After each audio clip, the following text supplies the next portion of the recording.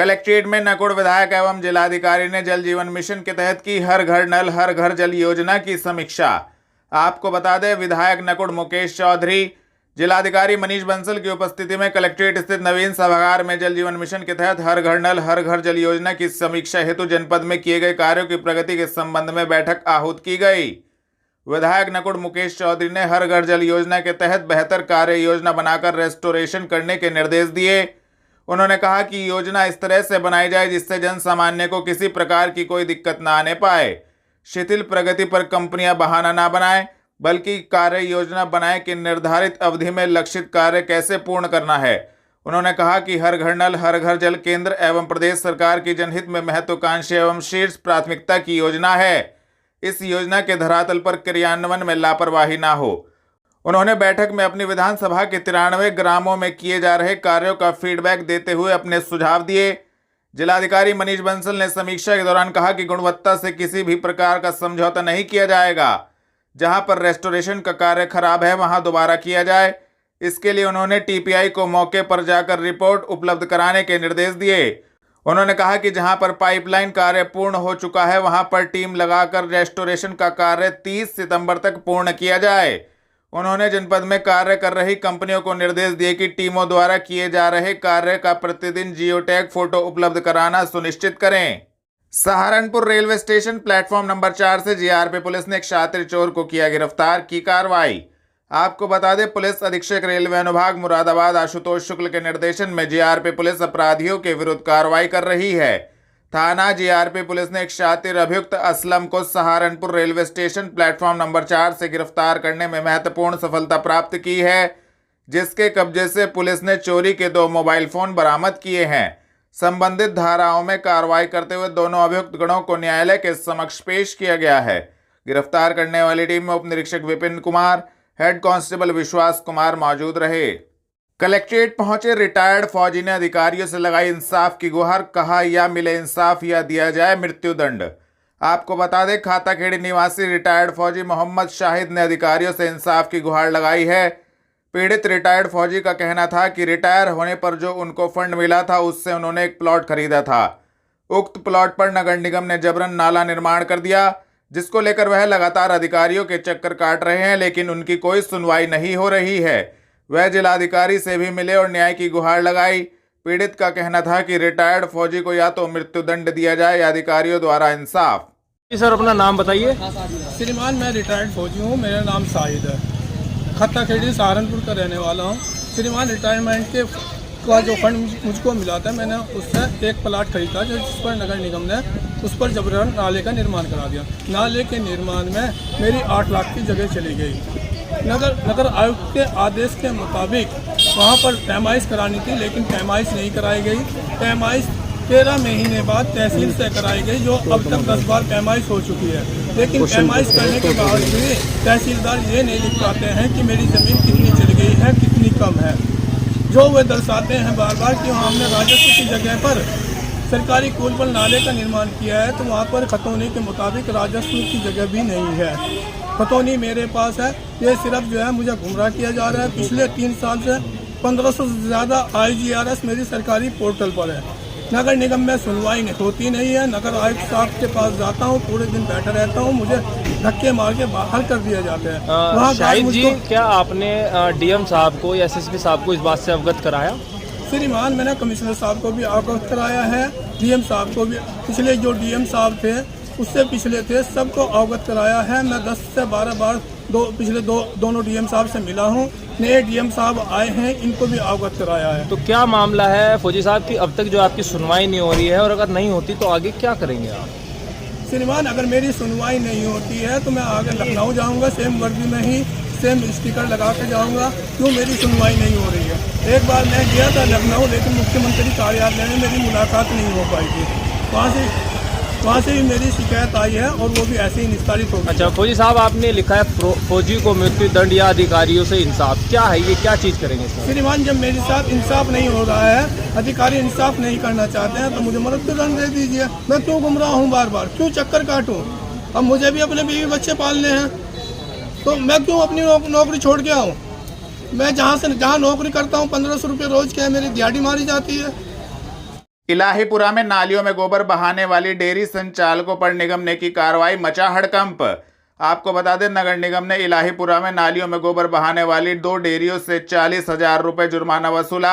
जुर्माना न देने के लिए डेयरी संचालकों ने काफी विरोध किया, लेकिन उनकी एक ना चली। डेयरी संचालकों ने निगम के कैटल कैचिंग दस्ते के साथ धक्का मुक्की और अभद्र व्यवहार भी किया, जिस पर निगम अधिकारियों को पुलिस बुलानी पड़ी। नगरायुक्त संजय चौहान के निर्देश पर निगम के पशु चिकित्सा कल्याण अधिकारी डॉक्टर संदीप मिश्रा के नेतृत्व में निगम अधिकारी मलीपुर रोड स्थित इलाहीपुरा पहुंचे तो डेयरी संचालकों में हड़कंप मच गया। कुछ डेयरी संचालकों ने अपनी डेयरियों के दरवाजे बंद कर लिए। गोबर बहाने वाली 2 डेयरियों ने जुर्माना न देने के लिए निगम अधिकारियों पर तरह तरह से दबाव बनाना शुरू कर दिया और हंगामा खड़ा कर दिया, लेकिन निगम अधिकारियों और पुलिस के आगे डेयरी संचालकों की एक नहीं चली। नगर निगम में हुई जन सुनवाई आयोजित, सुनी गई फरियादियों की समस्याएं। आपको बता दें, नगरायुक्त संजय चौहान ने प्रताप नगर में मंगल बाजार लगाने वाले दुकानदारों को आश्वस्त किया कि उनके लिए जल्द ही उचित व्यवस्था की जाएगी। उन्होंने स्थायी व्यवस्था होने तक दुकानदारों के सुझाए गए वैकल्पिक स्थलों का निरीक्षण कर आख्या देने के निर्देश निगम अधिकारियों को दिए। जन सुनवाई में कुल 5 शिकायतें आई, जिनमें से 2 का तत्काल निस्तारण करा दिया गया। बाकी 3 शिकायतों के संदर्भ में संबंधित अधिकारियों को स्थलीय निरीक्षण कर कार्रवाई कराने के निर्देश दिए गए। हलालपुर में थाना कोतवाली देहात पुलिस ने अपहरण के आरोपी के घर पर कराई मुनादी, जल्द कुर्की की होगी कार्रवाई। आपको बता दें, थाना कोतवाली देहात पुलिस ने युवती का अपहरण करने के मामले में वांछित अभियुक्त के घर पर मुनादी कराई है। अभियुक्त के घर पर धारा 82 CRPC के तहत नोटिस चस्पा किया गया है। आरोपी कई दिनों से फरार चल रहा है और उसे पकड़ने के लिए पुलिस कई जनपदों में चेकिंग कर रही है। इस संबंध में SP सिटी अभिमन्यु मांगलिक ने जानकारी दी है। इस दौरान थाना प्रभारी निरीक्षक देहात कोतवाली चंद्रसेन सैनी एवं पुलिस टीम उपस्थित रही।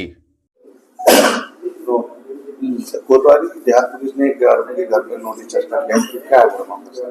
जी हाँ, कोतवाली देहात में कुछ समय पूर्व प्रकरण प्रकाश में आया था, जिसमें एक बालिग लड़की कि जो माता पिता हैं वो थाने पे आके तहरीर देते हैं कि उनकी जो लड़की है वो एक लड़की के साथ चली गई है, और इसी तहरीर पर एक 366 का 366 का मुकदमा पंजीकृत किया जाता है।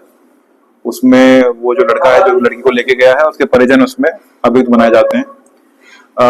लड़की को बरामद करने के सभी प्रयास किए भी गए हैं। यहाँ से टीम दूसरे राज्यों में भी गई है, लेकिन अभी तक लड़की बरामद नहीं हो पाई है। ना ही जो इसमें मुख्य अभियुक्त है जो लड़का उसको लेके गया है वो पुलिस की गिरफ्त में नहीं आ पाया है। जो उसमें कोर्ट में NBW इशू करवाया था, कोर्ट में NBW का इशू होने के बाद जब ये पकड़ा नहीं गया तो इस पे 82 की कार्रवाई कराई गई, CRPC 82 कार्रवाई। इसमें इसके घर पे चस्पा कराया गया है और इसको कुछ समय दिया गया है जब तक इसको कोर्ट के सामने पेश होना है। जब अगर नहीं होता तो उसके आगे कोर्ट की कार्रवाई इसमें कराई जाएगी। आयोजित होने वाले प्रसिद्ध मेला गुगहाल को लेकर की गई तैयारियों के संबंध में जिलाधिकारी एवं SSP ने दी जानकारी। आपको बता दें, 13 सितंबर 2024 से जनपद सहारनपुर में प्रसिद्ध मेला गुगहाल का आयोजन किया जा रहा है, जिसको लेकर जिला प्रशासन एवं पुलिस द्वारा सभी तैयारियां पूर्ण कर ली गई हैं। वरिष्ठ पुलिस अधीक्षक द्वारा मेला प्रभारी की नियुक्ति कर दी गई है। पार्किंग स्थल का निरीक्षण कर ड्यूटी लगा दी गई है। जिलाधिकारी द्वारा समस्त अधिकारीगणों को मेले को सकुशल संपन्न कराने हेतु निर्देशित किया गया है, जिसको लेकर जिलाधिकारी मनीष बंसल एवं SSP रोहित सिंह सजवान ने संबंधित जानकारी दी। 13 तारीख से मेला गुगहाल है, ऐतिहासिक मेला है, इसमें किस तरह की तैयारी प्रशासन की? देखिए, ये ऐतिहासिक मेला हर साल लगाया जाता है। 13 तारीख से 15 तारीख तक गोगा पहाड़ी स्थल पर पहले ये मेला लगेगा और उसके बाद गुगहाल पर ये मेला प्रारंभ होगा। और इसके लिए कल हम लोगों ने बैठक करके वहां पर जो कानून व्यवस्था है और सुरक्षा व्यवस्था है उसके लिए एक विस्तृत बैठक की है। मेले का आयोजन जो है वो नगर निगम के द्वारा किया जाता है, तो समस्त व्यवस्थाएं वहां पर नगर निगम करेगा। वहां पर विशेष रूप से साफ सफाई की व्यवस्था और विद्युत और PWD के माध्यम से जो वहां पर स्ट्रक्चर्स खड़े होंगे, झूले लगेंगे, उनकी सुरक्षा के लिए सभी अधिकारियों को निर्देश दिया गया है। जितने भी वहां पर मेले में जो दुकानें लगेंगी उनके सभी जो संस्थापक हैं उनको भी ये निर्देश दिए गए हैं कि किसी भी प्रकार से वहां पर कोई कटिया डालकर या कोई नंगी तार छोड़कर किसी असुरक्षित रूप से वहां पर दुकानों को स्थापित ना किया जाए।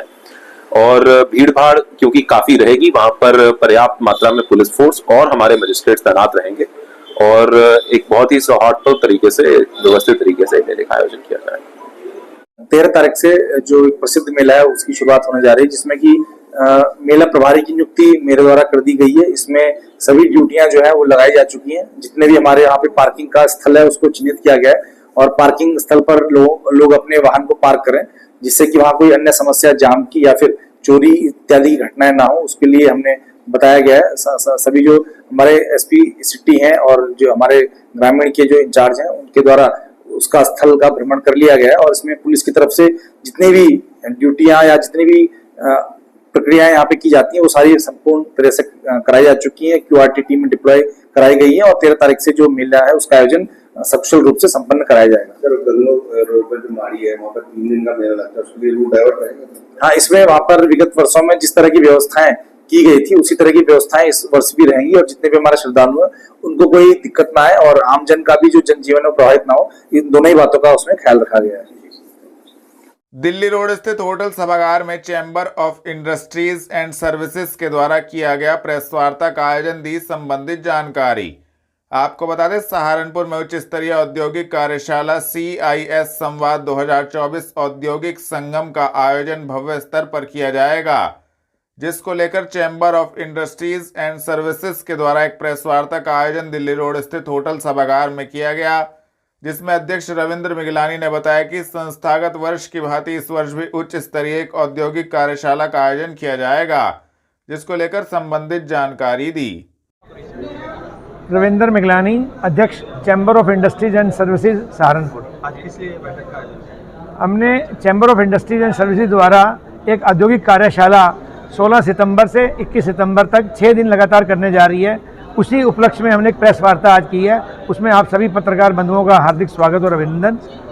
किस तरीके उसका नाम हमने दिया है CIS संवाद 2024 औद्योगिक संगम। 6 दिन, 16 विभाग, दशकों का अनुभव। मोटिव क्या है इसका? इसका उद्देश्य है कि कोई भी इंडस्ट्री लगाना चाहता है, कोई व्यवसाय शुरू करना चाहता है, उसके बारे में उसको किस डिपार्टमेंट से रजिस्ट्रेशन कराना है, कहाँ से NOC लेनी है, उसके बारे में पूरी जानकारी मिलेगी विभाग द्वारा। और दूसरा, जो लोग ऑलरेडी इंडस्ट्री चला रहे हैं उनको कोई ग्रीवेंसेज हैं, कोई प्रॉब्लम्स हैं, उसके समाधान। और तीसरा, कोई इंडस्ट्री जो चला रहे हैं उसका एक्सपेंशन करना है, विस्तारीकरण करना है, उसके बारे में सरकार की क्या योजनाएं हैं, प्रोत्साहन योजनाएं, उसकी जानकारी भी मिलेगी। इसमें 16 विभाग में पहले दिन हमने मंडे के 1 मिनट में कहूँगा, शोर इनको कम करा दूँ। मैं वही फर्स्ट डे 16 तारीख दिन सोमवार हमने 4 डिपार्टमेंट कवर किए हैं। इंडस्ट्री डिपार्टमेंट, दूसरा लीड बैंक मैनेजर, तीसरा ग्रामोद्योग, जिला ग्रामोद्योग, चौथा AIG stamp. Second day 2 department लिए हैं, नगर निगम सहारनपुर और सहारनपुर विकास प्राधिकरण। और थर्ड डे GST डिपार्टमेंट लिया है। फोर्थ डे इलेक्ट्रिसिटी डिपार्टमेंट है। फिफ्थ डे 4 डिपार्टमेंट हैं, labour department, factory department, provident fund and ESI। और लास्ट डे फिर 4 डिपार्टमेंट लिए 6 तारीख, 6ठे दिन 21 तारीख शनिवार को। फायर डिपार्टमेंट, पॉल्यूशन डिपार्टमेंट और ट्रांसपोर्ट ARTO और ट्रैफिक पुलिस। अगर इसके बाद भी किसी व्यापारी को कोई समस्या आती है तो उसके लिए क्या विस्तारण रहेगा? नहीं, इसीलिए हमने कहा है ना कि आप अपनी शंकाएं लिख के दीजिए तो हम संबंधित विभाग को देंगे, ताकि विभाग का ये कहना है अधिकारी का कि हम लोग स्टडी करके प्रॉपर डिस्पोजल उसको मीटिंग में देंगे। अदरवाइज वहाँ पे ओपन सेशन का भी प्रावधान किया है। और कई बार ऐसा होता है कि जैसे व्यापारी अपनी इंडस्ट्री लगा रहा है तो जब किसी डिपार्टमेंट में जाता है तो फाइल रुक के रह जाती है और उनका काम अटक जाता है। इसीलिए रखा है कि देखिए, वैसे हम अगर जाए ना, ये अधिकारी लोग मिलने का भी समय नहीं मिलता। आज वो अधिकारी आपके बीच में आके आपके प्रश्नों का उत्तर देने के लिए तैयार है।